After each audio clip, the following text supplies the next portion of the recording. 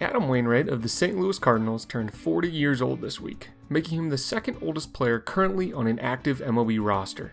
He's currently on one of the hottest streaks of his entire career, sporting a sub-2 ERA since the All-Star break. The last time he was that dominant was in 2014. In the years following that, his career started to trend downwards. So much so that he wasn't even promised a starting role when he came back to the team in 2019. But over the last 3 years, Wainwright has resurged as an ace in the Cardinals' rotation, leading him to where he is today.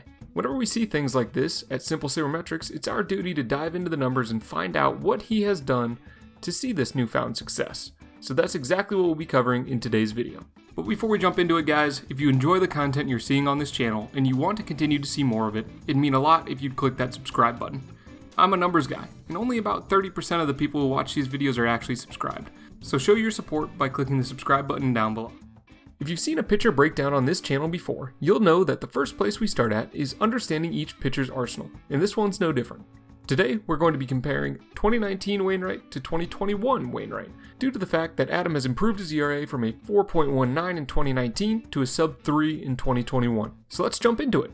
In 2019, Adam threw 5 pitches, a four-seam fastball, which he threw sparingly at 89 miles per hour, a sinker, which was his favorite fastball variation at 90 miles per hour, and a cutter that he threw at 85. His best pitch, his curveball, came in at 75 miles per hour, which he threw more than any of his other pitches at 37% of the time. And finally, a changeup that he threw at 84 miles per hour, he threw strictly to lefties at 2%. Typically when doing these comparisons, we will see some sort of major change in the way each pitcher is performing, whether that is adding a new pitch or an increased velocity. But that isn't the case here. Across Wainwright's 2021 season so far, he is throwing these same pitches at nearly the exact same rates as he did in 2019. The only noticeable difference is actually a decrease in his average velocities for each pitch. And like I said, his 3 most thrown pitches from 2019 hardly changed in terms of usage in 2021. So what's going on here? We'll have to dig deeper. One thing I did want to note is that during the 2018 season is when Wainwright began throwing his curveball much more than his other pitches, seeing nearly a 10% increase in usage from 2017 to 2018. This trend has continued through 2021, keeping all of his pitch usages pretty much identical over the last 3 seasons. As you can tell from this graph, his curveball and his sinker combo make up almost 2/3 of his pitches thrown so far this year, and it's been that way since he discovered how dominant those pitches could be for him back in 2019. But, like I said, the pitch usage situation isn't the reason we're seeing this reemergence of dominance from Wainwright, as his 2019 ERA was still much above a 4, even with higher average pitch velocities and a similar pitch mix. So perhaps it could be the shape of his pitches? On to Brooks Baseball. This is the pitch movement plot for Wainwright's 2019 season, and overlaid here is that same chart from 2021. As you can tell, there hasn't been much in terms of changes here either. I'd note a slight decrease in vertical break on the sinker, as well as a slight increase in negative vertical break on his curveball, but nothing really arsenal changing. Then the rest of his pitches look nearly identical, so if it wasn't a velocity increase, a change in pitch usage, or his pitch movement profiles, then what can be accounted for Wainwright's recent success? Next, let's take a look at where he is locating these pitches. Here's the heat map of where he threw his 2 favorite pitches, his curveball and his sinker, in 2019.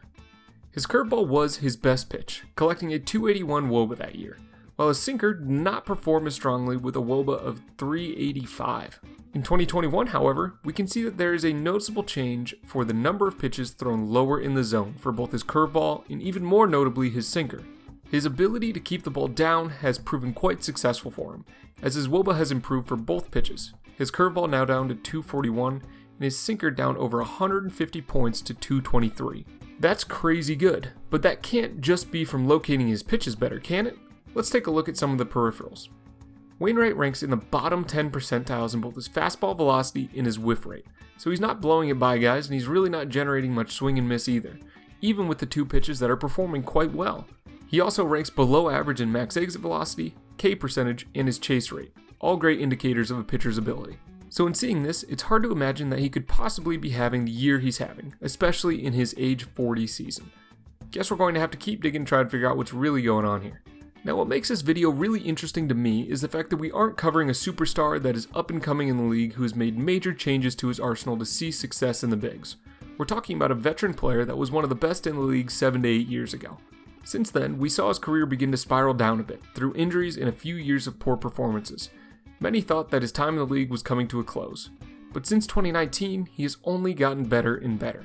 If you were to combine the 2020 and 2021 seasons, Wainwright holds a 3.02 ERA, the 10th best in that time span. Across the same range of dates, he has thrown 235 innings, the 4th most by any pitcher. Also, he's thrown 5 complete games, the most by any pitcher since the start of 2020. So this isn't just the case of an improvement from his stretch of poor seasons, it's a return of elite stuff. This graph does a great job telling us the story that's occurring right in front of us this season. It depicts Wainwright's WOBA by season for his entire career for both his curveball and sinker. The sinker had a 385 WOBA in 2019 like we covered earlier, and it's now down to a whopping 230. But as we dove into the numbers, we noticed that his usage and movement hasn't changed. His velocity has actually decreased, and on top of all of that, his hard contact numbers aren't down, he isn't throwing in the zone more, or accumulating swing and misses more frequently.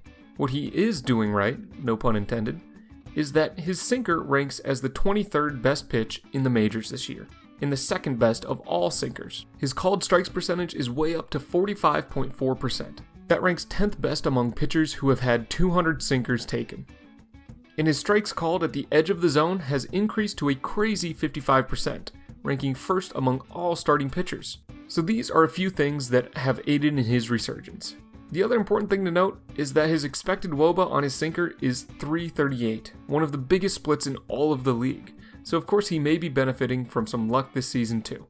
Going along with that, it's important to note that in 2017 to 2018, the Cardinals' defense ranked among the worst in all of baseball, but in 2019 to 2021, they rank as the best, with additions like Goldschmidt and Arenado to help that out.